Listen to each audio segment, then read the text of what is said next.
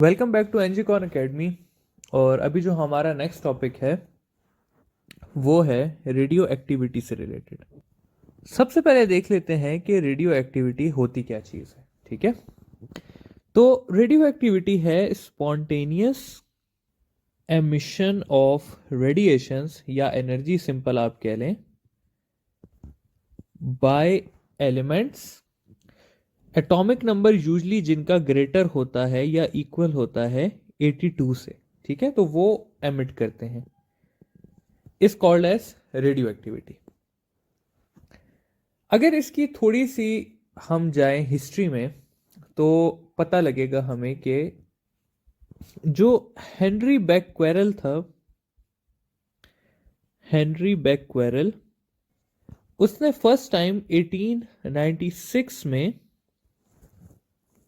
Uranium 92 के through radio activity discover की थी। इसके बाद फिर मैडम क्यूरी और साथ पेरी क्यूरी ने फर्दर दो एलिमेंट्स के अंदर रेडियो एक्टिविटी फाइंड की थी, डिस्कवर की थी। एक पोलोनियम और सेकंड रेडियम। तो यूरेनियम, पोलोनियम और रेडियम में इनिशियली क्या की गई थी, रेडियो एक्टिविटी स्टडी की गई थी। बेसिक जो एक है कि why elements are radioactivity, reason क्या है कि क्यों जो है वो रेडियो एक्टिव होते हैं। देखिए, हमने ये किया है कि एक चीज होती है बाइंडिंग एनर्जी, जिसको हम कहते हैं कि न्यूक्लियर फोर्स भी यही चीज है। जो न्यूक्लियर फोर्सेस ऑफ नेचर में न्यूक्लियर फोर्स एक चीज है। तो जितने ज्यादा आपके पास प्रोटॉन्स आते जाते हैं उतने उनके बीच में रिपल्जन जो है वो ज्यादा होती जाती है, सारे प्रोटॉन्स के बीच में। तो रिपल्जन जो है वो ग्रेटर है, डायरेक्टली प्रोपोर्शनल है नंबर ऑफ प्रोटॉन्स या एटॉमिक नंबर के। अब न्यूक्लियर फोर्स क्या कर रही है कि उन्हें होल्ड करने की कोशिश कर रही है, जबकि रिपल्जन फोर्स जो है वो उनको डिके करने की कोशिश कर रही है, रेडियो एक्टिविटी प्रोड्यूस करने की कोशिश कर रही है। तो जब जो है हमारे पास रिपल्जन ग्रेटर हो जाती है न्यूक्लियर फोर्स से, तो तब जो है हमारे पास रेडियो एक्टिविटी का फिनोमिना होना शुरू हो जाता है। ठीक है, तो बेसिकली जब binding energy nuclear force protons को होल्ड नहीं कर सक रही होती तो तब वो रेडियो एक्टिविटी शो करते हैं, एमिट करता है कोई भी एलिमेंट हो। तो ये है रीजन। अब अगर देख लिया जाए टाइप्स ऑफ रेडिएशंस के बारे में, तो एक एक्सपेरिमेंट हुआ था। एक्सपेरिमेंट कुछ इस तरह से था कि रेडिएशंस प्रोड्यूस की गई एक रेडियो एक्टिव एलिमेंट से, और मजीद क्या किया गया कि उन रेडिएशंस को पास किया गया पॉजिटिव और नेगेटिव टर्मिनल से, और उन्हें फॉल कराया गया एक रेडियो एक्टिव फिल्म पे। ये थी फिल्म, थी फोटोग्राफिक फिल्म थी। तो देखा क्या गया कि कुछ रेडिएशंस निकल रही हैं और वो पॉजिटिव की तरफ जा रही हैं। फिर देखा गया कि कुछ रेडिएशंस निकल रही हैं और वो नेगेटिव की तरफ जा रही हैं। और फिर देखा गया फाइनली कि कुछ रेडिएशंस जो हैं वो कहीं डिफ्लेक्ट नहीं हो रही और वो बिल्कुल स्ट्रेट जा रही हैं। ठीक है, तो जो पॉजिटिव की तरफ डिफ्लेक्ट हुई उनको कहा गया कि ये हैं बीटा रेस। जो नेगेटिव की तरफ डिफ्लेक्ट हुई उनको कहा गया कि ये हैं अल्फा रेस। और जो डिफ्लेक्ट नहीं हुई उनका नाम रख दिया गया गैमा रेस। तो यहां से पता लगा कि अल्फा रेस के पास पॉजिटिव चार्ज होता है, गैमा रेस के पास कोई चार्ज नहीं होता, ये न्यूट्रल होती हैं, और बीटा रेस के पास नेगेटिव चार्ज होता है। अब हमने क्या करना है कि हमने इन अल्फा बीटा और गैमा रेस को फुल डिटेल में पढ़ना है, क्योंकि इससे सवाल आते हैं। ये आपके टॉप कोर्स में मेंशन किया हुआ टॉपिक है। इससे पहले हमने जो बाइंडिंग एनर्जी मास इफेक्ट पढ़ा वो आपके कोर्स में मेंशन नहीं है, ठीक है, जबकि ये टॉपिक मेंशन है और इससे एमसीक्यू आते हैं। अब हम देख लेते हैं सबसे पहले अलग अलग और फिर इनकी कंबाइंड प्रॉपर्टी स्टडी करते हैं। अलग अलग में सबसे पहले हम देखते हैं जी अल्फा रे को, कि अल्फा रे क्या चीज होती है। अल्फा रे को इस तरह से रिप्रेजेंट किया जाता है, और अल्फा रे के बारे में है कि अल्फा रे जो है वो है हमारे पास हीलियम का न्यूक्लियस या हीलियम न्यूक्लियाई है। ये हीलियम की अगर बात की जाए तो हीलियम के एटम में क्या होता है, हीलियम के एटम में 2 प्रोटॉन्स होते हैं और 2 न्यूट्रॉन्स होते हैं, और इसके बाहर जो है इसी तरह 2 इलेक्ट्रॉन्स भी होते हैं। अब अगर मैं ये दोनों इलेक्ट्रॉन्स रिमूव कर दूं तो इसके न्यूक्लियस पे +2 चार्ज आ जाएगा। तो ये जो चीज है ये है बेसिकली अल्फा रे। तो अल्फा रे के बारे में ये लिखा जा सकता है कि अल्फा रे जो है उसके पास 2 प्रोटॉन्स हैं, 2 न्यूट्रॉन्स हैं, और उसका जो चार्ज है वो है +2 चार्ज ऑफ इलेक्ट्रॉन, यानी कि 1.6 प्रोटॉन 1.6 एक्सपोनेंट 10⁻⁻19 कूलम। अल्फा रे को इस तरह भी लिखा जा सकता है कि अल्फा रे का जो एटॉमिक मास है वो 4 है और उसका एटॉमिक नंबर जो है वो 2 है। अब ये देखना है कि जब किसी चीज में से अल्फा रे निकलेगी तो उस पर फर्क क्या पड़ेगा। कंसिडर करते हैं हमारे पास एक एक्स एटम है जिसके एटॉमिक नंबर ए है और एटॉमिक मास जी है। मैं कहता हूं कि इसने अल्फा रे एमिट की, तो इससे एक वाई एलिमेंट बनेगा जिसके एटॉमिक मास में से 4 माइनस हो जाएगा और उसके एटॉमिक नंबर में से 2 माइनस हो जाएगा। तो ये है अल्फा डीके। इस चीज को कहते हैं अल्फा डीके, यानी कि एक चीज डिके होके एक नए एलिमेंट में चेंज हो गई है। एग्जाम्पल देख लेते हैं इसकी। एग्जाम्पल में इसकी है हमारे पास कि रेडॉन जो है, सॉरी रेडियम जो है 226 और 88 वो अल्फा डिके करता है और वो प्रोड्यूस करता है रेडॉन, और रेडॉन का मास होता है 222 और उसका नंबर होता है 86। तो यहां पर अगर आप देखें तो 226 से 222 हो गया है, यानी कि एटॉमिक मास में 4 माइनस हुआ है, और यहां पर वो 88 से 86 हो गया है, यानी कि उसके एटॉमिक नंबर में से 2 माइनस हुआ है। तो ये है अल्फा डीके, कि जब भी किसी चीज में से अल्फा रे निकलती है तो उसके एटॉमिक मास में से आपने 4 माइनस कर देना है और उसके एटॉमिक नंबर में से आपने 2 माइनस कर देना है। अगली चीज देख लेते हैं बीटा के बारे में, कि बीटा डीके क्या होता है। तो बीटा डीके को इस तरह से लिखते हैं, और बीटा डीके की 2 टाइप्स हैं। बीटा डीके एक होता है नॉर्मल बीटा डीके, जिसको बीटा नेगेटिव डीके भी कहते हैं, और दूसरा होता है बीटा पॉजिटिव डीके, और इन दोनों को हमने अलग अलग ही पढ़ना है। बीटा डीके में क्या होता है, बीटा डीके बेसिकली इलेक्ट्रॉन है, बीटा रे इलेक्ट्रॉन है, और बीटा पॉजिटिव रे जो है वो पॉजिट्रॉन है। जब भी बीटा डीके होता है या बीटा नेगेटिव डीके होता है तो एटॉमिक मास आपका सेम रहता है और एटॉमिक नंबर जो है वो +1 हो जाता है। जबकि जो बीटा पॉजिटिव डीके है उसमें एटॉमिक मास जो है वो सेम रहता है और एटॉमिक नंबर जो है वो -1 हो जाता है।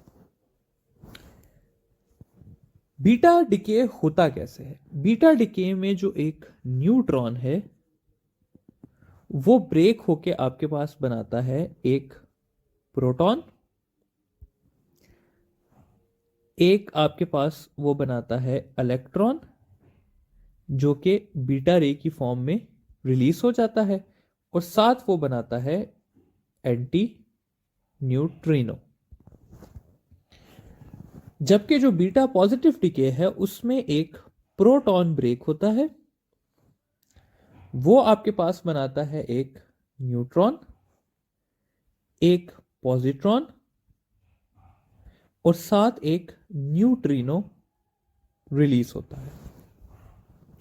अब अगर स्टूडेंट्स आप यहां पर देखें तो कंसिडर इस तरह से करते हैं कि एक एग्जाम्पल के थ्रू ही कंसिडर कर लेते हैं, बल्कि कि कार्बन 14 जो है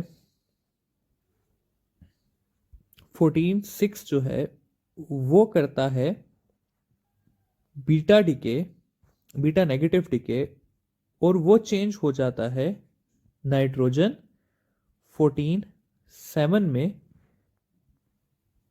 और साथ जो है उसके एक एंटी न्यूट्रिनो निकलता है। अब अगर आप यहां पर देखें तो कार्बन 14 6 के पास प्रोटॉन्स थे 6 और न्यूट्रॉन्स थे 8। यहां पर क्या हुआ कि आपके पास प्रोटॉन्स हो गए 7 और न्यूट्रॉन्स हो गए 7। तो बेसिकली क्या हुआ कि एक न्यूट्रॉन ने ब्रेक करके एक प्रोटॉन बनाया और साथ बीटा और एंटी न्यूट्रिनो रिलीज हुआ। जबकि इसकी एग्जांपल में क्या है कि कार्बन 10 6 जो है वो ब्रेक होता है बीटा पॉजिटिव डिके में, साथ वो बनाता है बोरॉन 10 5 और साथ वो रिलीज करता है न्यूट्रिनो। तो इधर अगर आप देखें तो प्रोटॉन्स थे 6 और न्यूट्रॉन्स थे 4। जबकि अगर आप यहां पर देखें तो प्रोटॉन्स हो गए हैं 5 और न्यूट्रॉन्स हो गए हैं 5। तो यहां पर एक प्रोटॉन ने न्यूट्रॉन बनाया और बीटा पॉजिटिव रे और न्यूट्रिनो रिलीज किया। ठीक है, तो अगर मैं इस सब को समराइज करके लिखना चाहूं तो मैं कुछ इस तरह से लिख सकता हूं कि अगर एक एक्स एटम जिसका मास ए है और नंबर जी है वो जब ब्रेक होगा वाई में, तो y का मास सेम रहेगा लेकिन उसके एटॉमिक नंबर में एक ऐड हो जाएगा, साथ एक बीटा रे निकलेगी और एक एंटी न्यूट्रिनो निकलेगा। जबकि अगर एक x element beta positive decay करता है तो उसका मास सेम रहेगा, उसके एटॉमिक नंबर में से एक माइनस हो जाएगा, साथ वो बीटा पॉजिटिव रे रिलीज करेगा और साथ वो एक न्यूट्रिनो रिलीज करेगा। तो ये है स्टूडेंट्स हमारा सारा बीटा डिके का टॉपिक कि बीटा डिके किस तरह से होता है। बीटा डिके के बाद अब जो नेक्स्ट चीज हमने करनी है वो हमने करनी है गैमा डिके के बारे में कि गैमा डिके क्या होता है। तो students gamma decay basically electromagnetic radiations हैं। इलेक्ट्रोमैग्नेटिक रेडिएशंस हैं, ये एमिट होती हैं फोटॉन्स की फॉर्म में। बेसिकली हाई एनर्जी फोटॉन्स हैं, इनके पास ना ही कोई मास होता है और ना ही कोई चार्ज होता है, यानी कि ये न्यूट्रल होते हैं। ये बेसिकली वेव्स हैं, रेडिएशंस हैं, रेज हैं। तो जब एक X element gamma rays emit करता है तो वो y में चेंज हो जाता है, वो x ही रहता है, सॉरी, उसका एटॉमिक मास भी नहीं चेंज होता, उसका नंबर भी नहीं चेंज होता, उसकी एनर्जी थोड़ी सी कम हो जाती है, और वो कम एनर्जी जो है वो गैमा रेस की फॉर्म में एमिट होती है। ठीक है, तो ये है बेसिकली हमारे पास क्या, गैमा डीके। एग्जाम्पल इसकी क्या है कि एक यूरेनियम आप ले लें 23592, वो जब गैमा रेडिएशन से एमिट करेगा तो वो यूरेनियम 235 और 92 ही रहेगा, और साथ उसके क्या रिलीज हो जाएंगी, गैमा रेस एमिट हो जाएंगी। अब ये करने के बाद हम जरा सी इनकी प्रॉपर्टीज को देख लेते हैं, क्योंकि इससे काफी सारे एमसीक्यूज आते हैं। हम कंपेयर कर लेते हैं अल्फा रेस को with beta and gamma rays के साथ। तो सबसे पहली प्रॉपर्टी जो हम देखते हैं वो हम देख लेते हैं इनकी कंपोजिशन को। तो अल्फा रे के बारे में हमें यह बात पता है कि अल्फा रे जो है वो हीलियम का न्यूक्लियस है, यानी कि He42 और +2 इसके ऊपर चार्ज है। बीटा रे के बारे में हमें पता है कि या ये इलेक्ट्रॉन है या ये पॉजिट्रॉन है, और गैमा रे क्या है, गैमा रे हमारे पास इलेक्ट्रोमैग्नेटिक रेडिएशंस है, रेस हैं। ठीक है, नेक्स्ट चीज देख लेते हैं इनके मैसेस को। तो मैसेस की बात की जाए तो जो अल्फा रे है उसका मास है 2 प्रोटॉन्स प्लस 2 न्यूट्रॉन्स के इक्वल, तो ये बन जाता है 4u। बीटा रेस की बात की जाए तो उसका मास है मास ऑफ इलेक्ट्रॉन के इक्वल, जो कि है 9.1 इंटू 10⁻³ kg, या फिर 0.0005 u। और अगर गैमा रेस के रेस्ट मास की बात की जाए तो इनका रेस्ट मास 0 होता है। ठीक है, नेक्स्ट चीज देख लेते हैं हम चार्जेस के बारे में कि चार्ज किस पे कितना होता है।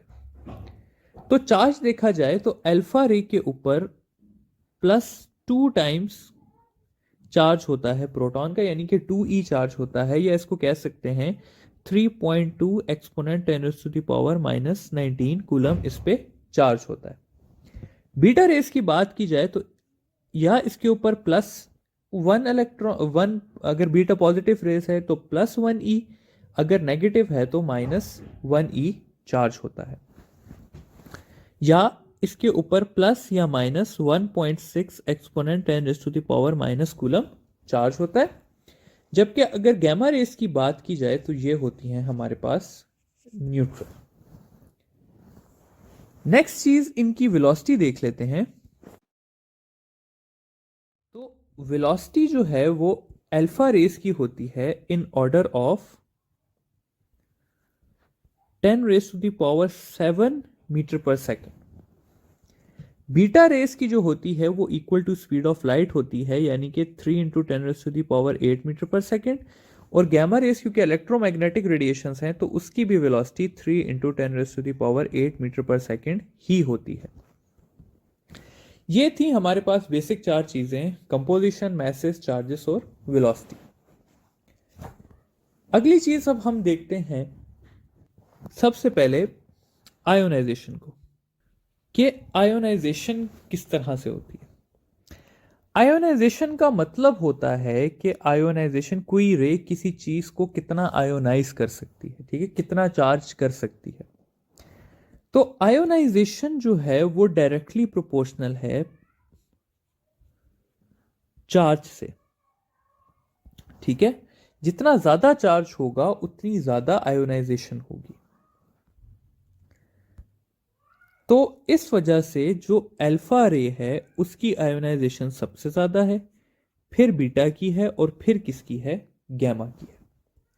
तो जो हम बात कर रहे थे अल्फा की, बीटा की और गैमा की, तो पावर अगर देखी जाए तो अल्फा रे की जो पेनिट्रेशन पावर है वो 10⁴ है, बीटा की 10⁻² है, जबकि गैमा की 1 है। तो इस हिसाब से अल्फा की जो है वो 100 टाइम्स मोर है बीटा से, और बीटा की जो है वो 100 टाइम्स मोर है गैमा से। ठीक है, जबकि अल्फा और गैमा को कंपेयर करें तो वो 100,000 टाइम्स जो है वो ज्यादा है गैमा से। आयोनाइजेशन के बाद अगर बात की जाए पेनिट्रेशन की, तो पेनिट्रेशन के बारे में कहा जाता है कि ये इनवर्सली प्रोपोर्शनल है टू चार्ज। इसलिए गैमा की पेनिट्रेशन सबसे ज्यादा है, फिर बीटा की है, और फिर किसकी है, अल्फा की है।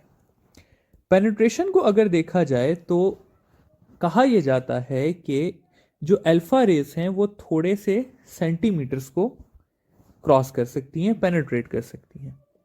बीटा रेस के बारे में कहा जाता है कि वो फ्यू मीटर्स जो है वो ट्रेवल करती हैं, जबकि गैमा रेस के बारे में कहा जाता है कि ये इनवर्स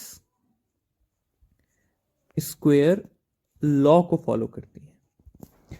इनवर्स स्क्वायर लॉ क्या है हमारे पास? इनवर्स स्क्वायर लॉ कुछ इस तरह से है कि I = I0 E mu x.